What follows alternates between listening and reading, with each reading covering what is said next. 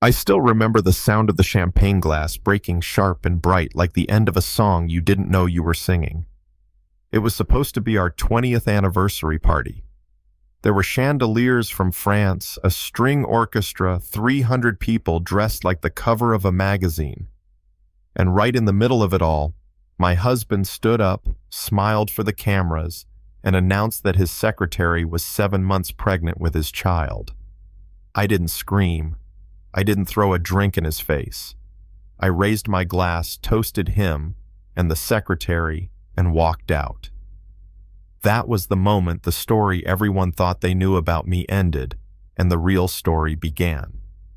For 2 decades, I'd been Mrs. Cole Anderson, the lucky wife of a millionaire real estate tycoon. People saw the designer gowns and the charity galas, but they didn't see the 5 miscarriages, the way his mother called me Baron, like it was my name, the way Cole treated me like an accessory he'd outgrown. That night at the gala, he thought public humiliation would break me, force me to accept whatever crumbs he threw my way. Instead, he gave me exactly what I needed, a public admission of adultery in front of 300 witnesses. I drove myself to a hotel, turned off my phone, and stared at the ceiling till dawn. By morning, I'd made my decision. I wasn't going to beg or hide. I was going to fight. Enter Marcus Lane, former Justice Department lawyer, the kind of man who keeps his voice low and his notes precise. My best friend arranged a meeting. I handed him a folder I'd been quietly building for 3 years. Prenup papers, financial statements, emails, passwords, and recordings.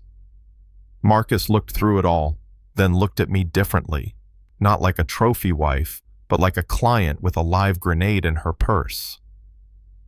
"Your husband built an empire," Marcus said. "You're about to take it apart brick by brick." Cole didn't just cheat on me, he underestimated me. I'd been documenting everything: the offshore accounts, the shell companies, the bribes tucked into zoning permits. He thought I was just decorating houses, but I was also watching the books.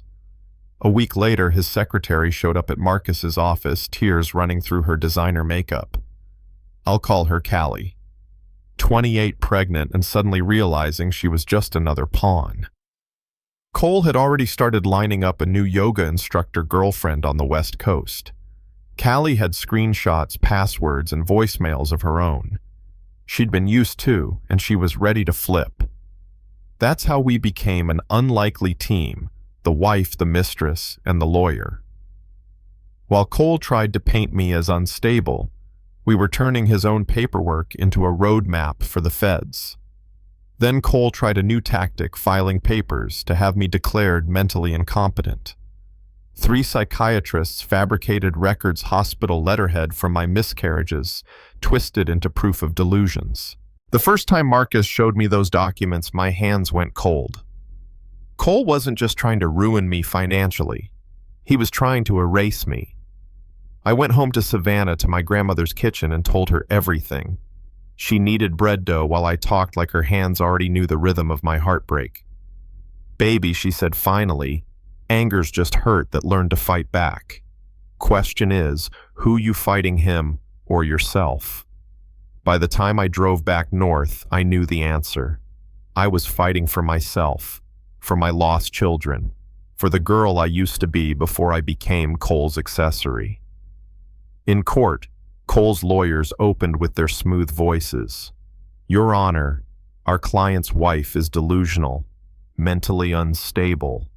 And Marcus stood up calm as a priest and cut them off. "Those psychiatrists never treated my client. Their statements are hearsay." And meanwhile, Mr. Anderson publicly admitted adultery. Clause 7B of the prenup forfeits all marital assets upon infidelity. Then Callie took the stand, belly and all, and played the recordings. Cole plotting to call me crazy. Cole moving money offshore. Cole bragging he'd get some friendly doctors to fix the records. You could feel the courtroom tilt. When it was my turn, I walked to the witness box and told the truth. About the miscarriages. About the gaslighting. about holding our tiny son for 1 hour at 16 weeks while Cole closed a deal in Singapore. I didn't cry. I didn't shout. I just said it. Grief isn't madness, I told the judge. It's love with nowhere to go. The judge dismissed the incompetence claim on the spot, froze Cole's accounts, and referred the evidence to federal investigators. The tide had turned. But the real gut punch came later in Marcus's office at midnight when Callie slid a USB drive across the desk. He gave me his password, she whispered. I found this on his server. Inside 7 years of emails about hidden assets, bribes, and a life insurance policy on me worth $50 million. It was dated the day after my last miscarriage. There were also searches for untraceable poisons, sedatives, and psychiatric drugs that mimic mental illness. I sat very still thinking about all the vitamins Cole had insisted I take, about the dizzy spells that stopped once I left him. He was going to kill me, I said quietly. Marcus called the FBI that night. By dawn, black SUVs were circling Cole's headquarters. The weeks that followed were a blur of depositions, document boxes, and sleepless nights. Callie moved into my guest house with her newborn son, and for the first time in years, my home was filled with life again. Baby cries, bottles, tiny socks on the dryer. I'd lost so much, but somehow I'd gained a kind of family. 5 months later, I sat in the front row of a federal courtroom as Cole was sentenced to 45 years for fraud, embezzlement, and attempted murder. He looked smaller gray around the eyes, a man who'd built a kingdom of mirrors and finally had to face himself. Before they took him away, he turned on me, voice breaking. I gave you everything I stood. No, I said. You gave me nothing but lies. I gave myself everything that matters. Outside, cameras flashed. Reporters shouted questions. Do you feel vindicated? One asked. I thought about Callie, about her baby now carrying my last name, about my grandmother's quiet investments that had kept me secretly solvent all those years. I thought about Marcus, who'd fought beside me without trying to own my story. I feel free, I said simply. But here's the thing. Freedom isn't a clean Hollywood ending. Margaret Cole's mother tried one last time from her Swiss exile to paint me as the manipulator, the abuser, the reason her son fell.